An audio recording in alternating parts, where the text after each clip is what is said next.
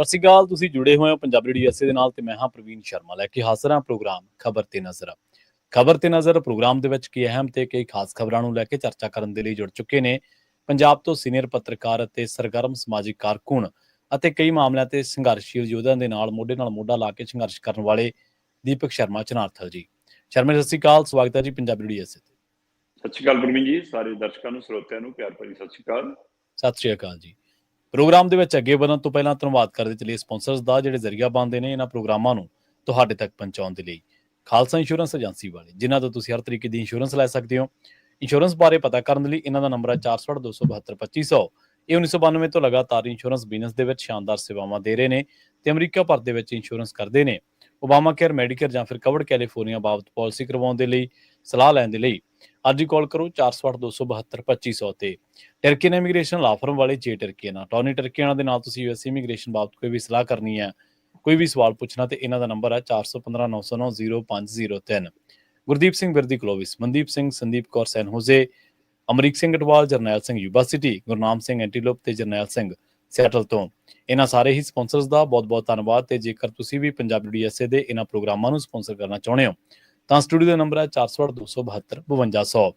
ਅੱਜ ਦਾ ਇਹ ਖਬਰ ਤੇ ਨਜ਼ਰ ਪ੍ਰੋਗਰਾਮ ਸਾਲ 2025 ਦੀ 9 ਜੂਨ ਦਾ ਪ੍ਰੋਗਰਾਮ ਹੈ ਤੇ ਦਿਨ ਅੱਜ ਸੋਮਵਾਰ ਹੈ। ਖਬਰਾਂ ਦੀ ਸ਼ੁਰੂਆਤ ਕਰੀਏ ਲੰਘੇ ਵੀਕਐਂਡ ਦੇ ਦੌਰਾਨ ਜਾਂ ਲੰਘੇ ਹਫ਼ਤੇ ਦੇ ਅਖੀਰਲੇ ਦਿਨਾਂ ਦੇ ਵਿੱਚ ਜਿਹੜੀ ਖਬਰ ਉੱਤੇ ਬਹੁਤ ਜ਼ਿਆਦਾ ਚਰਚਾ ਰਹੀ, ਖਾਸ ਕਰਕੇ ਪੰਜਾਬ ਦੀ ਖੇਤਰੀ ਪਾਰਟੀ ਦੇ ਸੰਦਰਭ ਤੋਂ।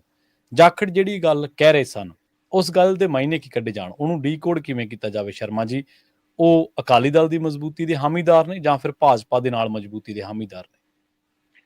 ਬਿਲਕੁਲ ਪ੍ਰਵੀਨ ਜੀ, ਸਰਦਾਰ ਸੁਖਦੇਵ ਸਿੰਘ ਢੀਂਡਸਾ ਹੋਰਾਂ ਦੇ ਅੰਤਮ ਅਰਦਾਸ ਮੌਕੇ ਸਮੁੱਚੀ ਅਕਾਲੀ ਲੀਡਰਸ਼ਿਪ ਇਕੱਠੀ ਹੋਈ, ਚਾਹੇ ਉਹ ਆਪਸ ਵਿੱਚ ਗਿਲੇ ਸ਼ਿਕਵੇ ਨੇ, ਚਾਹੇ ਰੋਸੇ ਨੇ, ਚਾਹੇ ਕੋਈ ਵਿਰੋਧ ਹੈ, ਚਾਹੇ ਕੋਈ ਟਕਰਾਅ ਹੈ। ਸਮੁੱਚੀਆਂ ਪੰਥਕ ਧਿਰਾਂ ਦੇ ਨੁਮਾਇੰਦੇ, ਸਮੁੱਚੀ ਅਕਾਲੀ ਲੀਡਰਸ਼ਿਪ, ਪੰਜਾਬ ਦੀਆਂ ਵੱਖੋ-ਵੱਖ ਪਾਰਟੀਆਂ ਦੇ ਲੀਡਰ ਔਰ ਵੱਡੀ ਗਿਣਤੀ 'ਚ ਢੀਂਡਸਾ ਹੋਰਾਂ ਦੇ ਪਰਿਵਾਰ ਨਾਲ ਸਾਂਝ ਪਾਉਣ ਵਾਲੇ, ਰਾਜਨੀਤਿਕ ਸਾਂਝ ਰੱਖਣ ਵਾਲੇ ਲੋਕ ਉਹ ਇਕੱਠੇ ਹੋਏ। ਸੋ ਜੇ ਹੁਣ ਰਾਜਨੀਤਿਕ ਵਿਅਕਤੀ ਦੀ ਅੰਤਮ ਅਰਦਾਸ ਹੈ, ਉਹ ਵੀ ਜਿਹੜਾ ਲਗਭਗ ਆਖਰੀ ਦਿਨ ਤੱਕ ਸਰਗਰਮ ਸਿਆਸਤ 'ਚ ਰਿਹਾ ਹੋਵੇ, ਫਿਰ ਉਹਦਾ ਸ਼ਰਧਾਂਜਲੀ ਸਮਾਗਮ ਵੀ ਸਿਆਸੀ ਤਕਰੀਰਾਂ ਵਾਲਾ ਹੀ ਹੋਏਗਾ। ਸੋ ਇਸ ਲਈ ਉੱਥੇ ਸਿਆਸੀ ਤਕਰੀਰ ਹੀ ਹੋਈ, ਲੈ ਦੇ ਕੇ ਅਕਾਲੀ ਦਲ ਦੀ ਮੌਜੂਦਾ ਸਥਿਤੀ ਦੇ ਉੱਤੇ ਹੀ ਮੰਥਨ ਹੋਇਆ ਇੱਕ ਤਰ੍ਹਾਂ ਦਾ। ਔਰ ਹਰ ਵਿਅਕਤੀ ਮੌਕੇ ਦੀ ਨਜ਼ਾਕਤ ਨੂੰ, ਆਏ ਹੋਏ ਆਵਾਮ ਦੇ ਇਕੱਠ ਨੂੰ ਤੇ ਉਹਨਾਂ ਦੇ ਮਨ ਦੇ ਅੰਦਰ ਉੱਠ ਰਹੇ ਸਵਾਲਾਂ ਨੂੰ ਹੀ ਜਿਵੇਂ ਐਡਰੈਸ ਕਰ ਰਿਹਾ ਸੀ। ਹਰੇਕ ਬੰਦਾ ਅਕਾਲੀ ਦਲ ਦੇ ਏਕੇ ਦੀ ਹਾਮੀ ਭਰ ਰਿਹਾ ਸੀ। ਠੀਕ ਹੈ। ਲਗਭਗ ਚਾਹੇ ਉਹ ਧਾਰਮਿਕ ਨੁਮਾਇੰਦੇ, ਚਾਹੇ ਬਾਬਾ ਧੂਮਾ ਦੀ ਗੱਲ ਕਰੋ ਤੇ ਚਾਹੇ ਜਦਰ ਗਿਆਨੀ ਹਰਪ੍ਰੀਤ ਸਿੰਘ ਦੀ ਗੱਲ ਕਰੋ ਸੀ, ਤੇ ਚਾਹੇ ਤੁਸੀਂ ਸੁਖਬੀਰ ਬਾਦਲ ਦੀ ਗੱਲ ਕਰੋ, ਚਾਹੇ ਮਨਪ੍ਰੀਤ ਯਾਲੀ ਦੀ ਗੱਲ ਕਰੋ, ਲਗਭਗ ਸਭ ਨੇ ਪੰਥਕ ਏਕਤਾ, ਅਕਾਲੀ ਦਲ ਦੀ ਏਕਤਾ, ਪੰਜਾਬ ਦੇ ਭਲੇ ਲਈ ਖੇਤਰੀ ਪਾਰਟੀ ਦਾ ਹਵਾਲਾ ਸਭ ਨੇ ਦਿੱਤਾ। ਇੱਥੋਂ ਤੱਕ ਤਾਂ ਠੀਕ ਸੀ, ਪਰ ਜਦੋਂ ਭਾਰਤੀ ਜਨਤਾ ਪਾਰਟੀ ਦੇ ਪ੍ਰਧਾਨ ਸੁਨੀਲ ਜਾਖੜ ਨੇ ਮਾਈਕ ਸੰਭਾਲਿਆ ਤਾਂ ਉਹਨਾਂ ਨੇ ਇਹਨਾਂ ਸਾਰਿਆਂ ਦੇ ਉੱਪਰ ਦੀ ਗੱਲ ਕਹੀ। ਔਰ ਉਹ ਗੱਲ ਕਹੀ ਜੋ ਸਮੁੱਚਾ ਪੰਜਾਬ ਇਹ ਸੋਚਦਾ ਕਿ ਖੇਤਰੀ ਪਾਰਟੀ ਦਾ ਮਜ਼ਬੂਤ ਹੋਣਾ ਬਹੁਤ ਜ਼ਰੂਰੀ ਹੈ, ਬਹੁਤ ਜ਼ਰੂਰੀ ਹੈ ਜੀ। ਸਹੀ ਹੈ। ਤੇ ਉਹਨਾਂ ਨੇ ਇਹ ਕਿਹਾ ਵੀ ਕਿ ਸ਼੍ਰੋਮਣੀ ਅਕਾਲੀ ਦਲ ਦਾ ਪੰਥ ਦੇ ਲਈ, ਕੌਮ ਦੇ ਲਈ, ਪੰਜਾਬ ਦੇ ਲਈ ਮਜ਼ਬੂਤ ਹੋਣਾ ਬਹੁਤ ਜ਼ਰੂਰੀ ਹੈ ਤੇ ਤੁਹਾਨੂੰ ਇੱਕ ਹੋਣਾ ਚਾਹੀਦਾ, ਇੱਕ ਹੋ ਕੇ ਕੰਮ ਕਰਨਾ ਚਾਹੀਦਾ। ਮੈਂ ਤਾਂ ਇਸੇ ਗੱਲ ਦਾ ਧਾਰਨੀ ਹੈ ਜੀ। ਸੋ ਉਹਨਾਂ ਦੀ ਤਕਰੀਰ ਨੂੰ ਬਹੁਤ ਸੋਸ਼ਲ ਮੀਡੀਆ ਤੇ ਸਲਾਹਿਆ ਵੀ ਗਿਆ, ਬਹੁਤ ਕਾਬਲੇ ਤਾਰੀਫ ਵੀ ਕਹੀ ਗਈ, ਉਹਦੇ ਤੇ ਚਰਚਾ ਵੀ ਤੁਰੀ ਕਿ ਵੀ ਇਸ ਮੌਕੇ, ਕਿਉਂਕਿ ਸੁਨੀਲ ਜਾਖੜ ਬਾਰੇ ਇੱਕ ਧਾਰਨਾ ਹੈਗੀ ਹੈ ਕਿ ਉਹ ਜਿਹੜੀ ਮਰਜ਼ੀ ਪਾਰਟੀ ਚ ਹੋਣ, ਜਿਹੜੀ ਮਰਜ਼ੀ ਧਿਰ ਚ ਹੋਣ, ਪਾਰਟੀ ਵਾਈਜ਼ ਤੋਂ ਉੱਪਰ ਉੱਠ ਕੇ ਵੀ ਗੱਲ ਕਰ ਲੈਂਦੇ। ਸੋ ਜੇਕਰ ਇਸੇ ਨੁਕਤਾ ਨਿਗਾਹ ਤੋਂ ਦੇਖਣਾ ਤਾਂ ਸੁਨੀਲ ਜਾਖੜ ਨੇ ਉੱਥੇ ਸਾਰੀਆਂ ਅਕਾਲੀ ਲੀਡਰਸ਼ਿਪ ਦੇ ਲੀਡਰਾਂ ਨੂੰ ਸ਼ੀਸ਼ਾ ਦਿਖਾਇਆ। ਪਰ ਜੇ ਰਾਜਨੀਤਿਕ ਲੀਡਰ ਦੀ ਸ਼ਰਧਾਂਜਲੀ ਸਮਾਗਮ ਹੈ ਤੇ ਉੱਥੇ ਰਾਜਨੀਤਿਕ ਤਕਰੀਰਾਂ ਹੋ ਰਹੀਆਂ, ਤਾਂ ਤੁਸੀਂ ਕਿਵੇਂ ਮੰਨ ਲਓਗੇ ਸੁਨੀਲ ਜਾਖੜ ਉੱਥੇ ਰਾਜਨੀਤਿਕ ਗੱਲ ਨਾ ਕਰ ਰਿਹਾ ਹੋਵੇ? ਜੀ ਜੀ ਬਿਲਕੁਲ। ਉਹ ਗੱਲ ਕੱਲੀ ਇਸ ਅਕਾਲੀ ਦਲ ਦੇ ਫਿਕਰ ਚੋਂ ਨਹੀਂ ਹੋ ਸਕਦੀ, ਉਹਦੇ ਪਿੱਛੇ ਆਪਣੀ ਵੀ ਕੋਈ ਨਾ ਕੋਈ ਰਾਜਨੀਤੀ ਹੋ ਸਕਦੀ ਹੈ। ਔਰ ਪ੍ਰਵੀਨ ਜੀ, ਸਵਾਲ ਤਾਂ ਇੱਥੇ ਖੜਾ ਹੈ ਕਿ ਖੁਦ ਸੁਖਬੀਰ ਸਿੰਘ ਬਾਦਲ ਕਹਿੰਦੇ ਨੇ ਕਿ ਸਾਡੇ ਜਥੇਦਾਰ ਜੀ ਕੰਟਰੋਲ ਕਰਨ ਨੂੰ ਫਿਰਦੀ ਹੈ ਬੀਜੇਪੀ, ਜਾਂ ਕਰ ਲਏ ਜੀ, ਅਸੀਂ ਤਾਂ ਹਟਾਉਣੇ ਪਏ ਜੀ, ਹੈ ਨਾ। ਬਾਬਾ ਧੂਮਾ ਬਾਰੇ ਜਨਤਕ ਗੱਲ ਹੈ ਜੀ ਕਿ ਬੀਜੇਪੀ ਦੇ ਇਸ਼ਾਰੇ ਤੇ ਕੰਮ ਕਰਦੇ ਨੇ ਜੀ, ਹੈ। ਤੇ ਸੁਖਬੀਰ ਸਿੰਘ ਬਾਦਲ ਉਹ ਨਹੀਂ ਜਦੋਂ ਅਕਾਲੀ ਦਲ ਦੀ ਅਗਵਾਈ ਕਰਦੇ ਹੁੰਦੇ ਸੀ, ਜਦੋਂ ਠੀਕ ਠਾਕ ਸੀ ਸਾਰਾ ਕੁਝ, ਤਦ ਇਹ ਖੁਦ ਬੀਜੇਪੀ ਨਾਲ ਹੀ ਲੰਮਾ ਸਮਾਂ ਰਹੇ, ਰਾਜ ਭਾਗ ਮਾਣੇ, ਸਾਰਾ ਕੁਝ ਹੋਇਆ। ਤੇ ਇਸ ਲਈ ਹਰੇਕ ਦੀ ਤਾਰ ਬੀਜੇਪੀ ਨਾਲ ਜੁੜਦੀ ਹੈ, ਜਿਹੜਾ ਅਕਾਲੀ ਦਲ ਦੇ ਨੇੜੇ ਤੇੜੇ ਦੇ ਹਵਾਲੇ ਨਾਲ ਮੈਂ ਗੱਲ ਕਰਦਾ। ਫਿਰ ਇਹਦਾ ਮਤਲਬ ਜੇ ਬੀਜੇਪੀ ਦਾ ਲੀਡਰ ਬੋਲ ਰਿਹਾ, ਮਤਲਬ ਮੁੜ ਕੇ ਗੱਠਜੋੜ ਦੀ ਗੱਲ ਕਰ ਰਿਹਾ। ਸੁਖਦੇਵ ਸਿੰਘ ਢੀਂਡਸਾ ਰਾਹੀਂ ਬੀਜੇਪੀ ਨੇ ਆਪਣੇ ਪੈਰ ਲਾਉਣ ਦੀ ਕੋਸ਼ਿਸ਼ ਕੀਤੀ, ਨਹੀਂ ਗੱਲ ਚੜੀ। ਤੇ ਕੀ ਹੁਣ ਸੁਨੀਲ ਜਾਖੜ ਇਹ ਸੁਨੇਹਾ ਲੈ ਕੇ ਆਏ ਨੇ ਕਿ ਸਾਰੇ ਇਕੱਠੇ ਹੋ ਜਾਓ ਤਾਂ ਗੱਠਜੋੜ ਹੋਊਗਾ? ਕਿ ਉਹਨਾਂ ਦੇ ਸੁਨੇਹੇ ਦੇ ਅਰਥ ਨੇ ਕਿ ਉਹ ਆਪਣੇ ਪੱਧਰ ਤੇ ਕੋਸ਼ਿਸ਼ ਕਰ ਰਹੇ ਨੇ ਕਿ ਭਾਈ ਹੁਣ ਅਗਲੀ ਵਾਰ 2027 ਚ ਬੀਜੇਪੀ ਨੇ ਪੰਜਾਬ ਚ ਬੜਾ ਭਾਈ ਬਣ ਕੇ ਵਿਚਰਨਾ ਤੇ ਸੀਐਮ ਦਾ ਚਿਹਰਾ ਤਾਂ ਮੈਂ ਹੀ ਹੋਊਂਗਾ। ਉਹ ਆਪਣੀ ਕੁਰਸੀ ਦੇ ਲਈ ਮਜ਼ਬੂਤੀ ਭਾਲਦੇ ਨੇ ਕਿ ਪੰਜਾਬ ਦੇ ਵਿੱਚ ਸਿੱਖ ਵੋਟ, ਪੇਂਡੂ ਵੋਟ, ਕਿਸਾਨੀ ਵੋਟ ਤੋਂ ਬਿਨਾਂ ਪੈਰ ਲਾਉਣੇ ਔਖੇ ਆ, ਇਸ ਲਈ ਅਸੀਂ ਇਹਨਾਂ ਦੇ ਰਾਹੀਂ ਆ ਜਾਈਏ। ਕਿਉਂਕਿ ਜੇ ਸੱਚਮੁੱਚ ਤੁਸੀਂ ਪੰਥਕ ਏਕਤਾ ਦੇ ਧਾਰਨੀ ਹੋ, ਤੁਸੀਂ ਸਮੁੱਚੇ ਅਕਾਲੀ ਦਲ ਦੀ ਏਕਤਾ ਦੇ ਧਾਰਨੀ ਹੋ, ਤਾਂ ਫਿਰ ਉਹ ਧਿਰਾਂ ਨੂੰ ਵੀ ਲਿਆਉਣਾ ਪੈਣਾ ਜਿਹੜੀਆਂ ਇਹਨਾਂ ਤੋਂ ਬਿਨਾਂ ਨੇ। ਜੀ ਜੀ, ਸਹੀ ਹੈ। ਪੰਥਕ ਏਕਤਾ ਕੱਲੀ ਬਾਦਲ ਦਲ ਤੇ ਬਾਦਲ ਦਲ ਚੋਂ ਨਿਕਲਿਆ ਨਾਲੇ ਥੋੜਾ ਹੈ। ਸਹੀ ਹੈ, ਬਿਲਕੁਲ।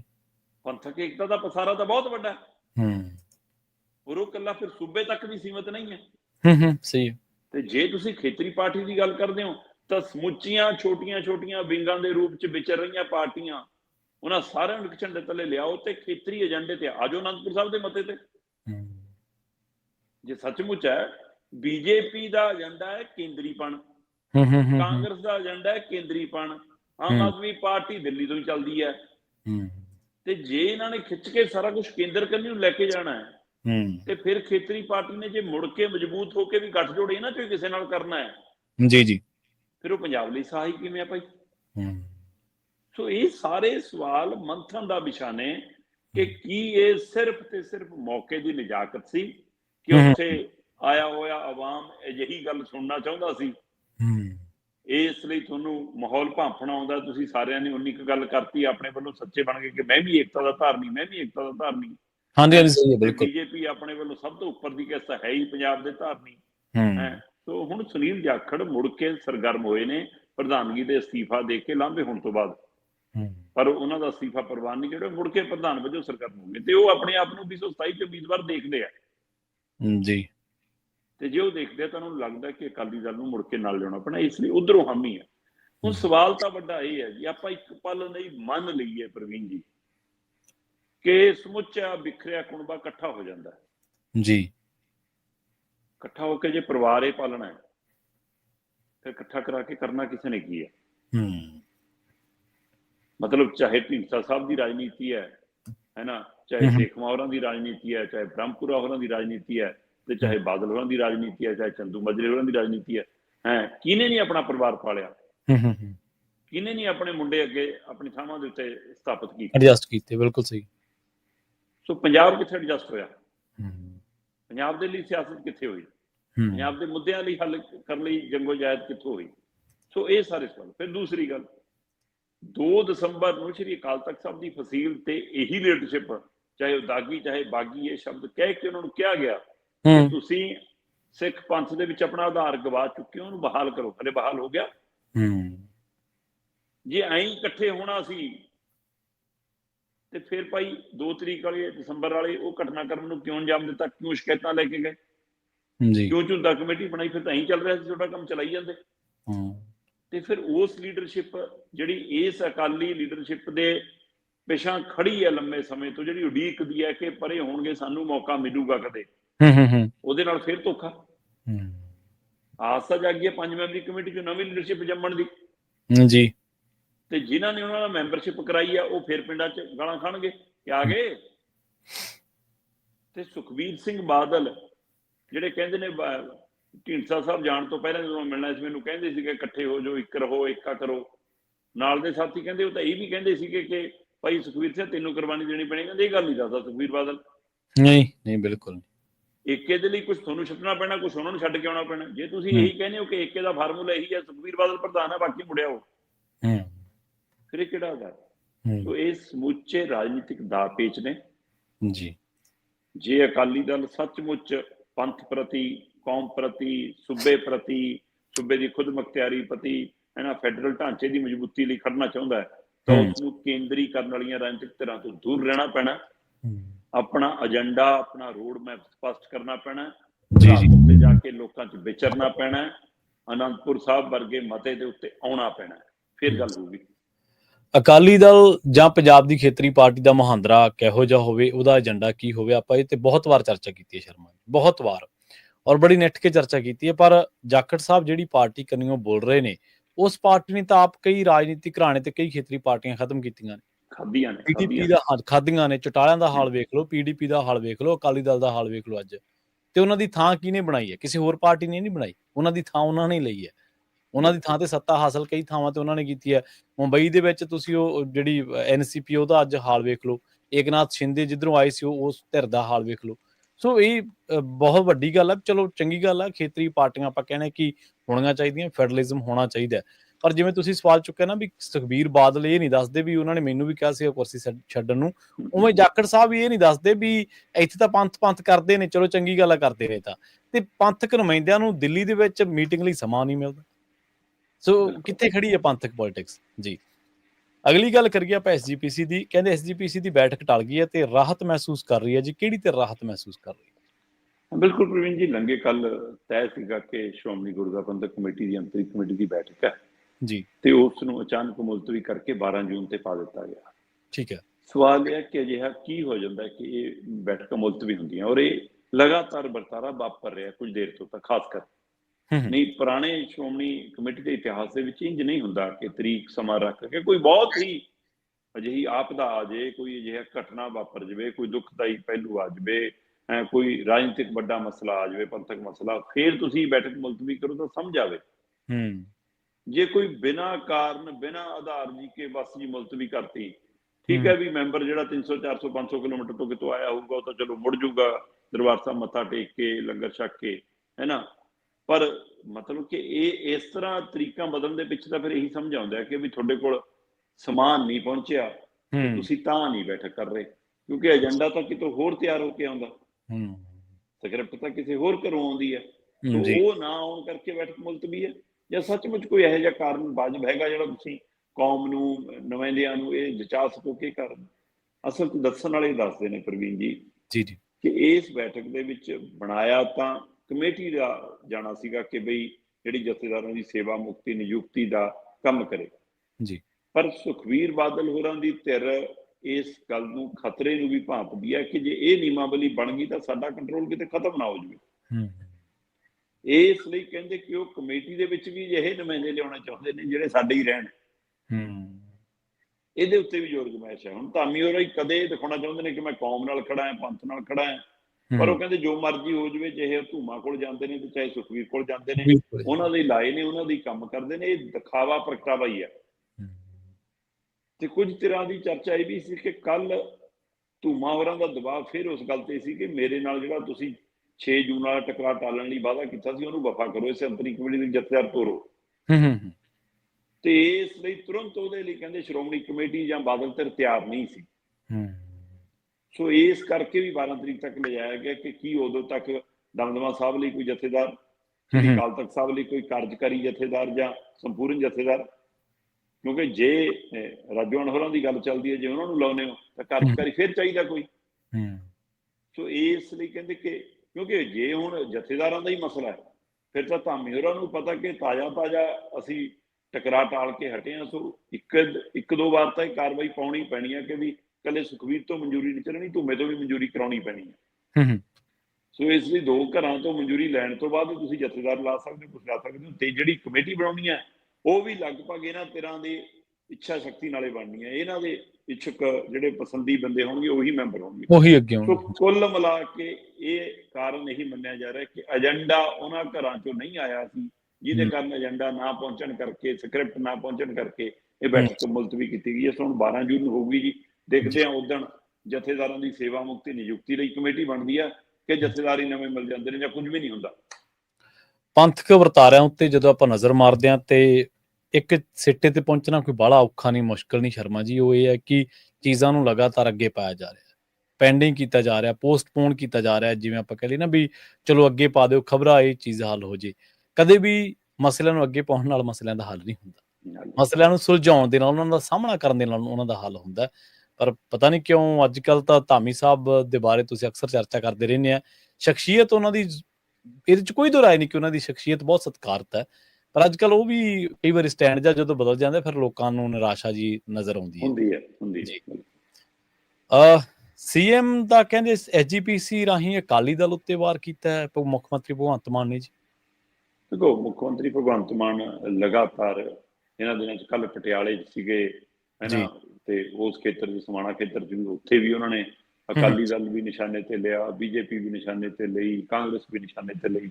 ਚਲੋ, ਮਤਲਬ ਕਿ ਉਹ ਇੱਕ ਰਾਜਨੀਤਿਕ ਲੀਡਰਾਂ ਨੇ ਦੂਜੀਆਂ ਧਿਰਾਂ ਨੂੰ ਭੰਡਣਾ ਹੁੰਦਾ, ਇਹ ਰੂਟੀਨ ਵਰਤਾਰਾ। ਪਰ ਲੁਧਿਆਣਾ ਜ਼ਿਮਨੀ ਚੋਣ ਦੇ ਦੌਰਾਨ ਜਿਸ ਤਰ੍ਹਾਂ ਮੁੱਖ ਮੰਤਰੀ ਭਗਵੰਤ ਮਾਨ ਨੇ ਐਸਜੀਪੀਸੀ ਨੂੰ ਨਿਸ਼ਾਨੇ ਤੇ ਲਿਆ, ਅੱਛਾ, ਉਹ ਸਭ ਨੂੰ ਹੈਰਾਨ ਕਰਨ ਵਾਲਾ ਸੀ। ਉਹ ਕਹਿੰਦੇ ਕਿ ਮੈਂ ਤਾਂ ਪਾਰਲੀਮੈਂਟ ਦੇ ਵਿੱਚ ਵੀ ਆਪਣੇ ਭਾਸ਼ਣਾਂ 'ਚ ਗੱਲ ਕਰਦਾ ਰਿਹਾ, ਮੈਂ ਦੁਬਾਰਾ ਗੱਲ ਦੁਹਰਾਉਣਾ ਕਿ ਐਸਜੀਪੀਸੀ ਦਾ ਮਤਲਬ ਸ਼੍ਰੋਮਣੀ ਗੁਰਦੁਆਰਾ ਪ੍ਰਬੰਧਕ ਕਮੇਟੀ ਨਹੀਂ, ਇਹ ਸ਼੍ਰੋਮਣੀ ਗੋਲਕ ਪ੍ਰਬੰਧਕ ਕਮੇਟੀ ਹੈ। ਉਹ ਅੱਛਾ, ਤੁਸੀਂ ਆਪਣੇ ਭਾਸ਼ਣਾਂ 'ਚ ਬੋਲਦੇ ਰਹੇ ਹੋਵੋ, ਤੁਸੀਂ ਆਮ ਕਿਤੇ ਬੋਲਦੇ ਰਹੇ ਹੋਵੋ, ਵੱਖਰੀ ਗੱਲ ਆ। ਬਤੌਰ ਪੰਜਾਬ ਦੇ ਮੁਖੀ ਹੋਣ ਦੇ ਨਾਤੇ ਐਸਜੀਪੀਸੀ ਜਿਹੜੀ ਸਿੱਖ ਸੰਸਥਾਵਾਂ ਦੇ ਵਿੱਚ ਸਰਮੌਰ ਸੰਸਥਾ ਹੈ, ਜਿਹਦਾ ਇੱਕ ਆਪਣਾ ਮਕਾਮ, ਆਪਣਾ ਸਥਾਨ ਹੈ ਜੀ। ਸਹੀ, ਇਹ ਗੱਲ ਸਹੀ ਹੈ ਕਿ ਅੱਜ ਦੇ ਦਿਨਾਂ ਦੇ ਵਿੱਚ ਉਹ ਕੁਝ ਗਲਤ ਹੱਥਾਂ 'ਚ ਖੇਡ ਰਹੀ ਹੈ, ਪਰ ਇਸ ਦੇ ਨਾਲ ਤੁਸੀਂ ਉਹਦਾ ਪੁਰਾਣਾ ਸ਼ਨਾਮਤੀ ਇਤਿਹਾਸ ਮਿਟਾ ਨਹੀਂ ਸਕਦੇ। ਸਹੀ ਗੱਲ। ਤੇ ਅੱਜ ਦੀ ਤਰੀਕ ਦੇ ਵਿੱਚ ਵੀ ਉਹ ਕਿੰਨੇ ਘਰ-ਬਾਰ, ਕਿੰਨੇ ਪਰਿਵਾਰ, ਕਿੰਨੇ ਸਕੂਲ ਕਾਲਜ, ਕਿੰਨੀਆਂ ਯੂਨੀਵਰਸਿਟੀਆਂ, ਕਿੰਨੇ ਅਦਾਰੇ, ਕਿੰਨੇ ਪ੍ਰਬੰਧ ਚਲਾ ਰਹੀ ਹੈ। ਔਰ ਇਹਦੇ ਨਾਲ ਕਿਤੇ ਵੀ ਆਪ ਦਾ ਸੂਬੇ 'ਚ, ਸੂਬਿਆਂ 'ਚ, ਮੁਲਕ ਤੋਂ ਬਾਹਰ ਵੀ ਹੋਵੇ, ਉਹ ਜਿਹੋ ਜਿਹੀ ਵੀ ਸਮਰੱਥਾ ਨਾਲ ਹੈ ਉਹ ਪਹੁੰਚ ਅਪਰੋਚ ਕਰਦੀ ਹੈ। ਸੋ ਇਹ ਪੋਜ਼ਿਟਿਵ ਗੱਲਾਂ ਦੇ ਵਿਚਾਲੇ ਉਹਨਾਂ ਦੀ ਆਪਣੀ, ਜੇ ਕੋਈ ਆਪਸੀ ਤਣਾਤਣੀ ਚੱਲ ਰਹੀ ਹੈ, ਆਪਸੀ ਟਕਰਾਅ ਚੱਲ ਰਿਹਾ, ਉਹਨਾਂ ਦੇ ਘਰੇਲੂ ਮਸਲਾ ਹੈ। ਫਿਰ ਤੁਸੀਂ ਰਾਜਨੀਤਿਕ ਵਾਰ ਕਰਨਾ ਕਰੋ ਅਕਾਲੀ ਦਲ ਤੇ, ਸਹੀ, ਪਰ ਧਾਰਮਿਕ ਸੰਸਥਾ ਤੇ ਪੰਜਾਬ ਦਾ ਮੁੱਖ ਮੰਤਰੀ ਜੇ ਵਾਰ ਕਰਦਾ, ਇਹ ਸ਼ੋਭਦਾ ਨਹੀਂ।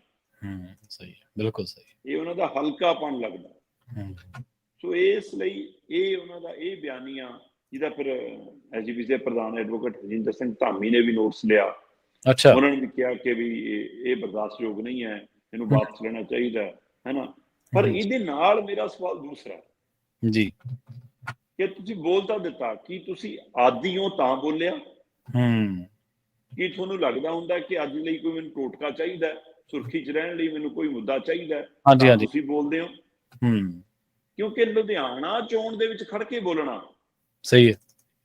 ਇਹ ਆਪਣੇ ਆਪ ਸਵਾਲ ਹੈ ਕਿ ਲੁਧਿਆਣਾ ਪੱਛਮੀ ਦੇ ਵਿੱਚ ਇਸ ਤਰ੍ਹਾਂ ਦੀ ਤਕਰੀਰ ਨਾਲ ਕੋਈ ਵੋਟ ਤੇ ਅਸਰ ਨਹੀਂ ਪੈਣਾ। ਉਸ ਹਲਕੇ ਦੇ ਵਿੱਚ ਕੋਈ ਅਜਿਹੀ ਪੰਥਕ ਸਿਆਸਤ ਨਹੀਂ ਹੈ, ਪੰਥਕ ਵੋਟ ਬੈਂਕ ਦਾ ਉਹਨਾਂ ਅਸਰ ਰਸੂਖ ਨਹੀਂ ਹੈਗਾ। ਸਹੀ ਗੱਲ ਹੈ। ਫਿਰ ਉੱਥੇ ਖੜ ਕੇ ਜਿਹੀ ਗੱਲ ਦਾ ਕੀ ਇਹ ਕੋਈ 2027 ਦਾ ਏਜੰਡਾ ਸੈੱਟ ਕੀਤਾ ਜਾ ਰਿਹਾ? ਕੀ ਜਿਹੜਾ ਕੁਛ ਢੀਂਡਸੇ ਦੇ ਭੋਗ ਤੇ ਹੋਇਆ, ਉਹ ਤੋਂ ਕੋਈ ਖਤਰਾ ਭਾਂਪ ਰਹੇ ਨੇ ਕਿ ਜੇ ਏਕਾ ਹੋ ਗਿਆ ਸਾਡੇ ਲਈ ਚੁਣੌਤੀ ਹੋ ਸਕਦੀ ਹੈ? ਬਿਲਕੁਲ ਸਹੀ ਹੈ, ਬਿਲਕੁਲ ਸਹੀ ਹੈ। ਉਹਦੇ ਵਿੱਚੋਂ ਕੁਛ ਹੈ, ਕਿਉਂਕਿ ਨਹੀਂ ਤਾਂ ਜੇ ਮੈਂ ਏਕੇ ਦੀਆਂ ਗੱਲਾਂ ਨੂੰ ਨੋਟ ਕਰਾਂ ਤਾਂ ਇਹੋ ਜਿਹੀਆਂ ਗੱਲਾਂ ਤਾਂ ਪ੍ਰਕਾਸ਼ ਸਿੰਘ ਬਾਦਲ ਦੇ ਭੋਗ ਤੇ ਵੀ ਹੋਈਆਂ ਸੀ, ਕਿੱਥੇ ਪ੍ਰਵਾਨ ਚੜੀਆਂ? ਉਹ ਤਾਂ ਉਹਨਾਂ ਦੀ ਬਰਸੀ ਤੇ ਵੀ ਹੋਈਆਂ ਸੀ, ਤਾਂ ਵੀ ਕੁਛ ਨਹੀਂ ਬਣਿਆ। ਇੱਥੋਂ ਤੱਕ ਕਿ ਸੁਖਬੀਰ ਸਿੰਘ ਬਾਦਲ ਦੀ ਬੇਟੀ ਦੇ ਵਿਆਹ ਤੇ ਵੀ ਗੱਲਾਂ ਤੁਰ ਪਈਆਂ ਸੀ ਕਿ ਲਓ ਜੀ ਹੁਣ ਆ ਗਏ, ਉਹ ਆ ਗਏ, ਇਕੱਠੇ ਹੋ ਜਾਣਗੇ। ਸਹੀ। ਤੇ ਮੰਨਿਆ ਇਹੀ ਜਾ ਰਿਹਾ ਕਿ ਢੀਂਡਸਿਆਂ ਦੇ, ਸਰਦਾਰ ਸੁਖਦੇਵ ਸਿੰਘ ਢੀਂਡਸਾ ਦੇ ਅੰਤਮ ਅਰਦਾਸ ਮੌਕੇ, ਭੋਗ ਮੌਕੇ ਹੋਈਆਂ ਗੱਲਾਂ ਦਾ ਵੀ ਉੱਥੇ ਹੀ ਭੋਗ ਪੈ ਗਿਆ, ਕਿਉਂਕਿ ਕੋਈ ਅਜਿਹਾ ਪੰਥਕ ਚਿਹਰਾ ਮੋਹਰਾ ਨਹੀਂ ਹੈ ਜਿਹੜਾ ਸਾਰਿਆਂ ਨੂੰ ਸਾਹਮਣੇ ਬਿਠਾ ਕੇ ਕਹੇ ਕਿ ਕਾਕਾ ਜੀ ਬੈਠੋ ਕਰੋ ਗੱਲ। ਸਹੀ ਗੱਲ, ਬਿਲਕੁਲ। ਕੋਈ ਇੱਕ ਸਵਿਰਤ ਬੰਦਾ ਸਾਰਿਆਂ ਧਿਰਾਂ ਦਾ ਭਰੋਸੇਯੋਗ ਨਹੀਂ ਅੱਜ ਦੀ ਤਰੀਕ 'ਚ। ਨਾ ਤਲਵੰਡੀ ਹੈ, ਨਾ ਟੌੜਾ ਹੈ, ਨਾ ਕੌਣ ਹੈ, ਕਿਤੇ ਕਿਤੇ ਬੈਠਣਗੇ। ਸੋ ਇਸ ਲਈ ਇਹ ਸਵਾਲ ਆਪਣੇ ਆਪ 'ਚ ਹੈ ਕਿ ਭਗਵੰਤ ਮਾਨ ਕਿਹੜੇ ਸਟੇਸ਼ਨ ਤੋਂ ਬੋਲ ਰਹੇ ਨੇ ਜੀ? ਜੇ ਹੁਣ ਇਹਨਾਂ ਗੱਲਾਂ ਦਾ ਲੁਧਿਆਣਾ ਚੋਣ ਤੇ ਅਸਰ ਨਹੀਂ, ਫਿਰ ਉਹ ਕੀ 2027 ਦੇ ਹਵਾਲੇ ਨਾਲ ਗੱਲ ਕਰ ਰਹੇ ਨੇ? ਉਹਨਾਂ ਨੂੰ ਕੋਈ ਇਹ ਦਿਖਦਾ ਕਿ ਜੇ ਅਕਾਲੀ ਦਲ ਮਜ਼ਬੂਤ ਹੋ ਕੇ ਧਰਤੀ ਤੇ ਆਇਆ, ਲੋਕ ਸਭ ਤੋਂ ਔਖੇ ਨੇ, ਹੈ ਨਾ, ਬੀਜੇਪੀ ਨਾਲ ਜਾਣਾ ਨਹੀਂ ਚਾਹੁੰਦੇ, ਹੈ ਨਾ, ਕਾਂਗਰਸ ਦਾ ਕਾਟੋ ਕਲੇਸ਼ ਹੈ, ਤੇ ਅਕਾਲੀ ਦਲ ਖੜਾ ਹੋ ਸਕਦਾ ਬਸ਼ਰਤੇ ਉਹ ਇਕੱਠਾ ਹੋਵੇ, ਇੱਕ ਸੁਰ ਹੋਵੇ, ਇਕਜੁੱਟ ਹੋਵੇ, ਪ੍ਰਵਾਨ ਹੋਵੇ, ਪ੍ਰਵਾਨ ਲੀਡਰਸ਼ਿਪ ਆਵੇ, ਨਵੀਂ ਪਨੀਰੀ ਆਵੇ। ਇਸ ਲਈ ਬੋਲ ਰਹੇ ਨੇ, ਜਾਂ ਜੋ ਜੀ ਆਇਆ ਮੂੰਹ ਆਇਆ ਉਹ ਬੋਲ ਦੋ, ਅੱਜ ਇਹਦੇ ਪਰ ਕੱਲ ਨੂੰ ਉਹਦੇ ਤੇ, ਮਤਲਬ ਤੁਹਾਡੇ ਲਈ ਖਾੜਾ ਹੀ ਹੋਵੇ ਤੇ ਖਾੜੇ ਵਾਂਗ ਬੋਲ ਕੇ ਚੱਲ ਜਾਓ। ਇਹ ਮੁੱਖ ਮੰਤਰੀ ਦੀ ਭਾਸ਼ਾ ਨਹੀਂ ਸੀ, ਇਹ ਮੁੱਖ ਮੰਤਰੀ ਦਾ ਤਰੀਕਾ ਕਰਨਾ ਹੀ। ਜੀ ਬਿਲਕੁਲ ਸਹੀ ਹੈ ਤੁਸੀਂ। ਤੇ ਹਰਪਾਲ ਚੀਮਾ ਤੇ ਰਾਜਾ ਵੜਿੰਗ ਦੇ ਵਿੱਚ ਕਹਿੰਦੇ ਡੋਪ ਟੈਸਟ ਦੀ ਮੰਗ ਛਿੜ ਗਈ ਹੈ ਜੀ। ਬਿਲਕੁਲ ਜੀ, ਪੰਜਾਬ ਦੇ ਵਿੱਚ ਨਾ ਪ੍ਰਵੀਨ ਜੀ ਲਗਾਤਾਰ ਮੰਗ ਰਹਿੰਦੀ ਹੈ। ਫੀਮ ਦੀ ਖੇਤੀ ਦਾ ਮੁੱਦਾ ਬਣਿਆ ਰਹਿੰਦਾ। ਧਰਮਵੀਰ ਗਾਂਧੀ ਕਾਫੀ ਸਮੇਂ ਤੋਂ ਜ਼ੋਰ ਸ਼ੋਰ ਨਾਲ ਚੱਕਦੇ ਆਏ ਨੇ। ਹੋਰ ਕਈ ਤਰ੍ਹਾਂ ਕਈ ਸੰਸਥਾਵਾਂ ਇਸ ਗੱਲ ਦੀ ਹਾਮੀ ਭਰਦੀਆਂ ਨੇ ਕਿ ਬਈ ਲੋਹੇ ਨੂੰ ਲੋਹਾ ਕੱਟਦਾ, ਜੇ ਤੁਸੀਂ ਚਿੱਟੇ ਤੋਂ ਸਿੰਥੈਟਿਕ ਨਸ਼ੇ ਤੋਂ ਬਾਹਰ ਆਉਣਾ ਤਾਂ ਇੱਕ ਵਾਰ ਤੁਹਾਨੂੰ ਇੱਧਰ ਨੂੰ ਆਉਣਾ ਪਊਗਾ, ਬਾਅਦ ਚੋਂ ਇਹ ਚੋਂ ਨਿਕਲਣ ਦਾ ਰਾਹ ਫੇਰ ਦੇਖ ਲਾਂਗੇ। ਪਰ ਚਿੱਟਾ, ਗੋਲੀਆਂ, ਕੈਪਸੂਲ, ਟੀਕੇ, ਸਿੰਥੈਟਿਕ, ਇਹ ਨਸ਼ਿਆਂ ਦਾ ਤਾਂ ਇਹ ਤਾਂ ਮੌਤ ਹੈ।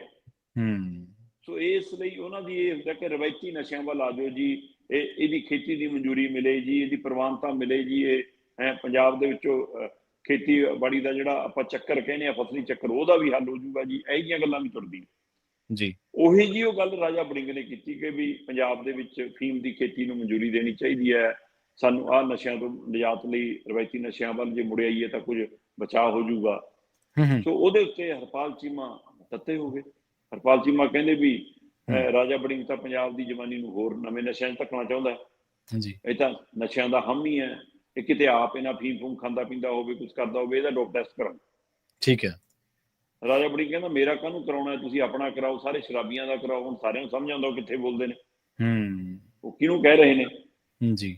ਮੈਂ ਕਹਿੰਦਾ ਵੀ ਤੁਸੀਂ ਇੱਕ ਦੂਜੇ ਨੂੰ ਕਿਉਂ ਕਹਿੰਦੇ ਹੋ, ਤੁਸੀਂ ਸਿੱਧਾ ਇਸ ਲਿਆਓ ਕਿ ਪੰਜਾਬ ਦੀ ਵਿਧਾਨ ਸਭਾ 'ਚ 117 ਮੈਂਬਰ ਨੇ ਜੀ। ਸਹੀ ਹੈ।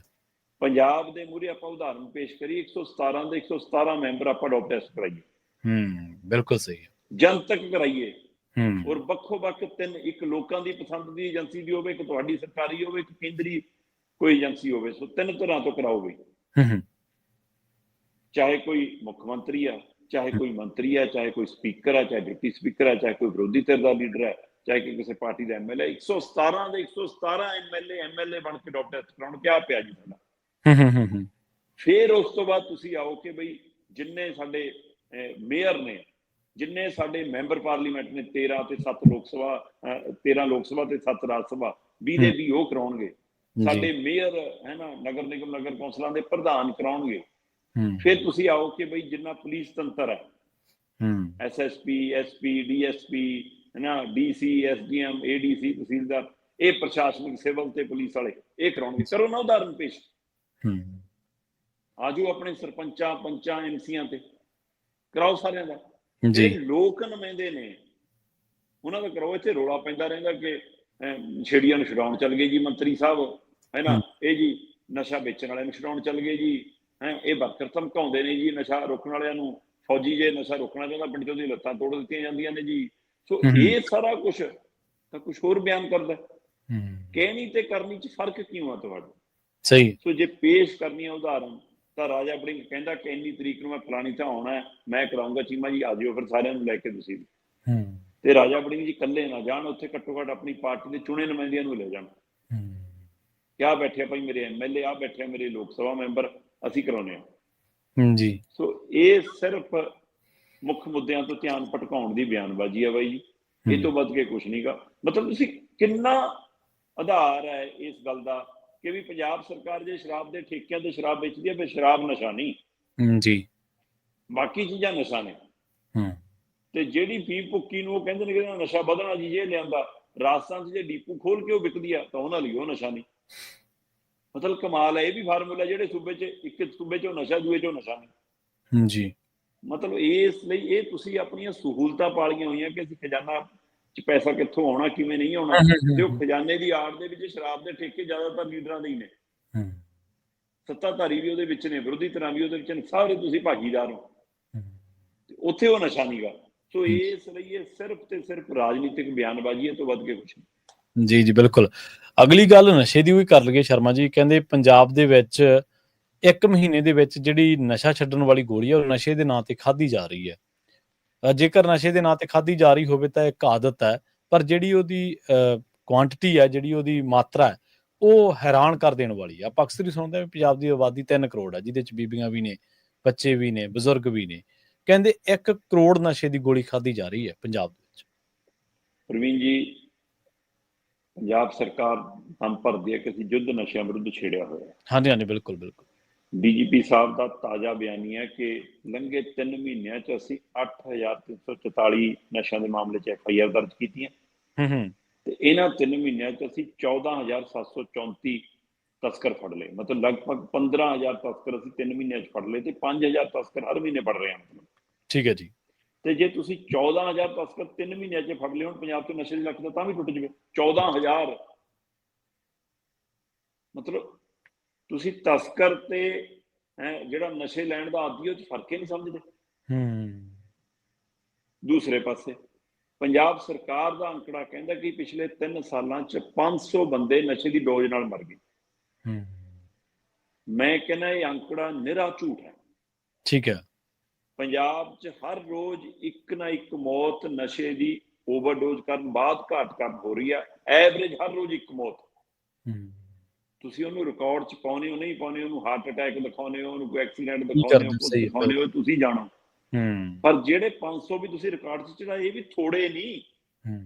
ਸਹੀ ਹੈ। 500 ਦੀ ਗਿਣਤੀ ਵੀ ਥੋੜੀ ਨਹੀਂ ਗੀ, ਪਰ ਤਾਂ ਵੀ ਇਹ ਝੂਠੀ ਹੈ। ਇਹ ਵੀ ਇੱਕ ਪਹਿਲੂ ਹੈਗਾ।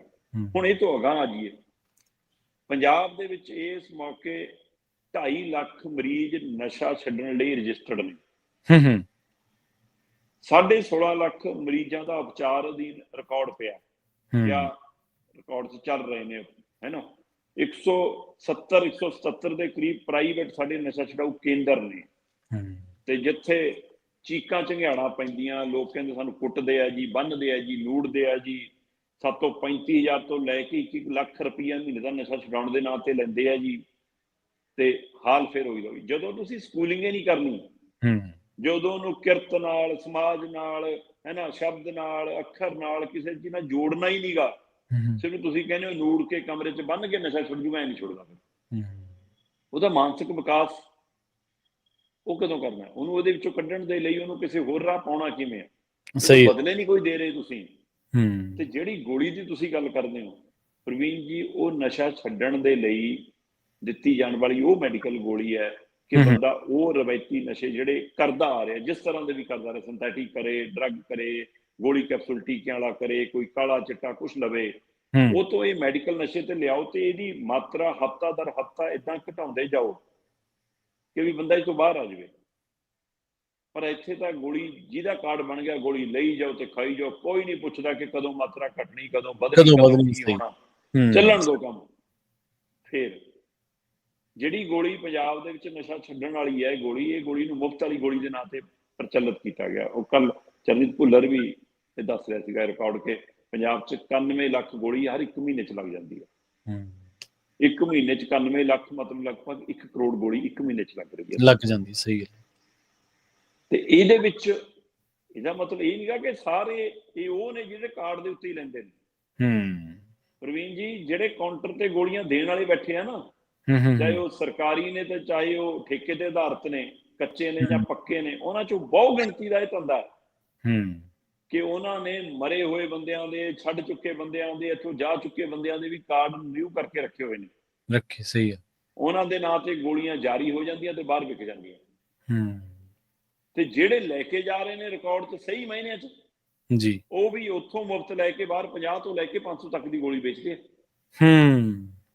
ਤੇ ਇਹ ਇਹਨਾਂ ਗੋਲੀਆਂ ਦੇ ਉੱਤੇ ਨਸ਼ਾ ਛੱਡਣ ਦੀ ਇੱਛਾ ਵਾਲੇ ਘੱਟ, ਜਿਨ੍ਹਾਂ ਦੀ ਜੇਬ ਹੁਣ ਸਮਰਥ ਨਹੀਂ ਰਹਿੰਦੀ ਕਿ ਉਹ ਦੂਆ ਨਸ਼ਾ ਖਰੀਦ ਸਕਣ, ਉਹ ਇੱਧਰ ਨੂੰ ਜ਼ਿਆਦਾ ਆਉਂਦੇ। ਜੀ ਜੀ। ਸੋ ਅੱਜ ਦੀ ਤਰੀਕ ਦੇ ਵਿੱਚ ਪੰਜਾਬ ਦੇ ਵਿੱਚ 3 ਲੱਖ ਬੰਦਾ ਇਸ ਗੋਲੀ ਤੇ ਲੱਗਿਆ ਜੀ। ਠੀਕ ਆ।